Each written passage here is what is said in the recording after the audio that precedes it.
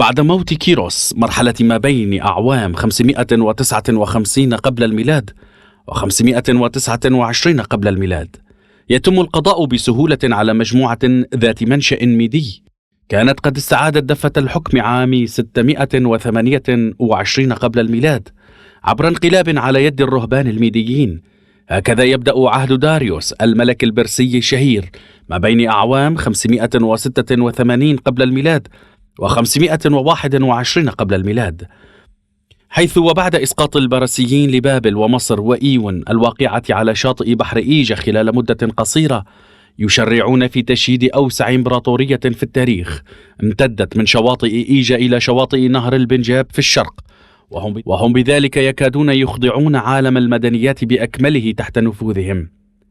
فيما خلا الصين، لا شك أن البرسيين انتهلوا الكثير من الثقافات السومرية والآشورية والبابلية والأوراراتية ثقافة المدنية، فضلا عن أنهم اقتاتوا أيضا على الشرايين الحرة النابضة في الثقافة الآرية، كما بدأوا يتأثرون ويعقدون العلاقات مع الثقافة اليونانية التي جلبها الإسكيت الشهيرون الوافدون من الشمال، ومع الأتراك الأوائل في شرقهم،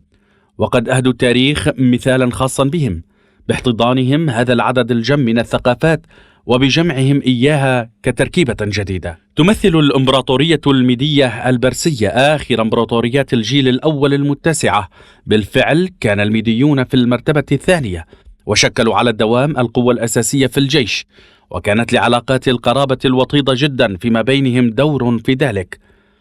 فقد بلغوا أوج الحضارة وحققوا الحدود القصوى التي يمكن وصولها في الثقافة الحضارية للجيل الأول. ولدى الإمعان في عظمة مركزهم بقايا مدينة بارسابوليس ما تزال بهية زاهية، وفي منعة مراكز مقاطعاتهم فبالإمكان تشبيههم بإمبراطورية روما التمهيدية. فالحضارة الإغريقية الرومانية تعتبر أقوى عامل هيأ العالم، وهي مشهورة بنظامها السياسي، أول من رسخ نظام المحافظات في التاريخ بعد الأوراراتيين، وبنظام البريد وطرق المواصلات الضخمة، أطول طريق شهير في التاريخ وهو طريق الملك الذي يحف شواطئ بحر إيجا ويبدأ من مدينة ساردا لينتهي في بارسابوليس، كما ذاع فيها صيت وحدات الحرس الخاصة ولواء الفدائيين، وتم بلوغ جيش قوامه مئات الآلاف من الجنود، وإنجاز تطور ملحوظ في مجال الأعمار، والتميز بالاختلاف في العقائد والطقوس والشعائر الدينية، إلى جانب الفصل بين دين النبلاء ودين الشعب المترائية. كما حققت هذه الحضارة نقلة من التقاليد القبلية إلى التقاليد الأرستقراطية المتقدمة للغاية، وأضافت تطورات ملحوظة فاقت مجموع الحضارات التي سبقتها، بحيث نالت شرف الأولوية في فن جمع عدد لا حصر له من العشائر والقبائل والأديان والمذاهب واللغات والثقافات، وتوحيدها في بوتقة واحدة. إنها آخر حضارات للشرق في العصور الأولى، وهي حضارة خلابة تبهر الأبصار، وتتميز بتفوقها الذي لا يمكن مقارنته بتاتا بالحضارة اليونانية الكلاسيكية الصاعدة حديثا. والاسكندر تلميذ أرسطو هو في الحقيقة ذاك البربري الغازي ذو القوة الصاعدة في منطقة الجوار، والذي يتلوى تحت وطأة عقدة النقص إزاء عراقة ثقافة الشرق، ويتغضن حيال أبهتها وهوسه في استملاكها. بالتالي فما تعنيه الإمبراطورية البرسية للمقدونيين واليونانيين العاطلين عن العمل ولرؤساء القبائل والممالك الصغيرة مشابه تماما لما تعنيه الإمبراطورية الرومانية بالنسبة إلى القوط. فالإمبراطورية الميدية البرسية بكل تأكيد ليست أقل شأنا من روما من حيث العظمة والغنى والبهاء. إذا نظرنا إلى غزو الإسكندر من هذه الزاوية فسوف نستطيع تفسير التاريخ على منوال أفضل وأصح. لننتهي من تحليلنا بشأن قضايا التوسع والانطلاقات في المرحلة الأولى من مراحل المجتمع المدنية بعد إضافة بضعة نقاط في هذا المضمار. تتعلق إحدى هذه القضايا بكيفية موضعة القبيلة العبرية وبمكانتها في تطور مجتمع المدنية. فأول ما علينا قوله في هذا المضمار هو أن العبريين يتسمون منذ أعوام 1700 قبل الميلاد وحتى يومنا بميزة التشبيك الجامع بين اللغتين والثقافتين الآرية والسامية، وكذلك بين الحضارات ذات المنشأ السومري وتلك التي ذات المنشأ المصري. وقد ذكرت أسماء مدن سروج وأورفا وحران حرفيا في كتبهم المقدسة، حيث تنص على أنها أماكن أجداد سيدنا إبراهيم.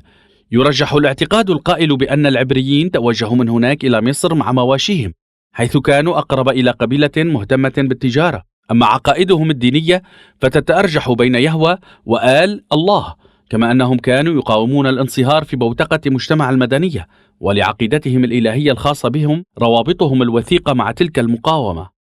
إذ يتميزون عن غيرهم بكونهم القوم الأكثر تطويرا لمفهوم ألوهية القبيلة. أما صراعات العبريين المبتدئة مع تمرد سيدنا إبراهيم على نمرود ملوك بابل، والمستمرة مع تمرد سيدنا موسى على فرعون ملوك مصر، فستستمر أثناء عيشهم داخل فلسطين أيضا تجاه العديد من القبائل بآلهتها. هذا ولهم قصص مثيرة في الكتب المقدسة، حيث يصونون خصوصيتهم مدة طويلة من الزمن بزعامة الرهبان، وهم يشبهون الملوك الكهنة لدى السومريين الأوائل، والتي تبدأ مع هارون الأخ في عائلة سيدنا موسى.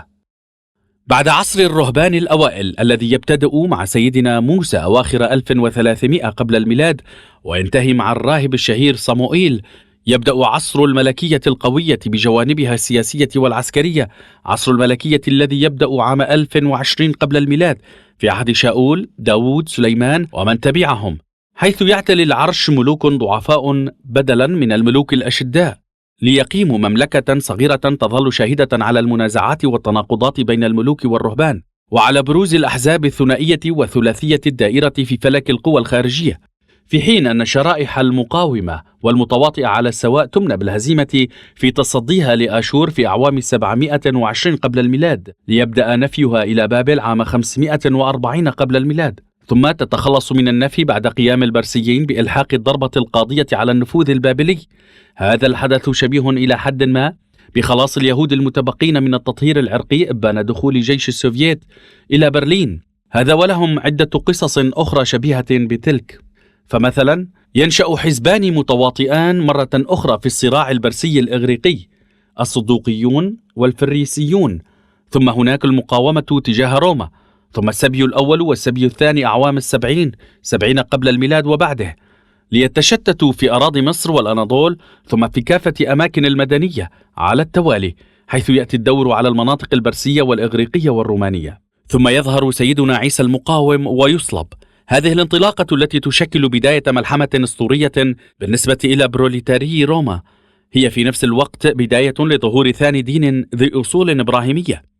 هكذا كانت ستستمر بلية مغامرات القبيلة العبرية الصغيرة في ساحات المدنية الإغريقية الرومانية والمدنية الأوروبية. إنهم يسمون قسما مهما من زعمائهم بالرباني والنبي،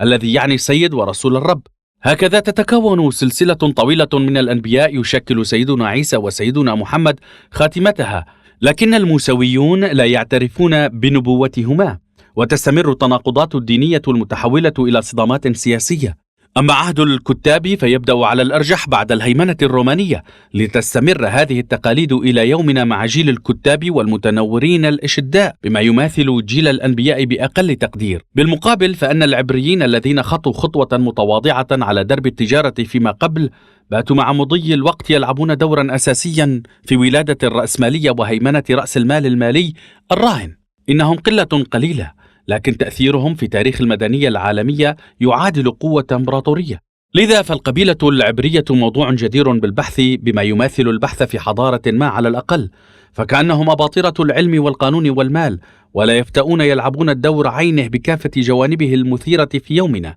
مثل ما كانوا عليه طيلة التاريخ. حكاية الشخصية أيضا شبيهة باختزال مقتضب لما حل بهذه القبيلة، حيث خرجت من سروج التابعة لأورفا تماما مثل ما فعل سيدنا إبراهيم. كان قد صلب سيدنا عيسى بعد اعتقاله بمعونة كل من الملك اليهودي المتواطئ مع النظام القائم ورئيس الرهبان، وقد تم أسري أنا أيضا بمعونة إسرائيل بتحالف الموساد والاستخبارات الأمريكية ليجري الصلب بزج في سجن إمرالي، ولتنفك مقاومتي مستمرة على الصليب الذي أنا مسمر إليه، والذي يشبه الصليب الذي قيد إليه سيدنا عيسى.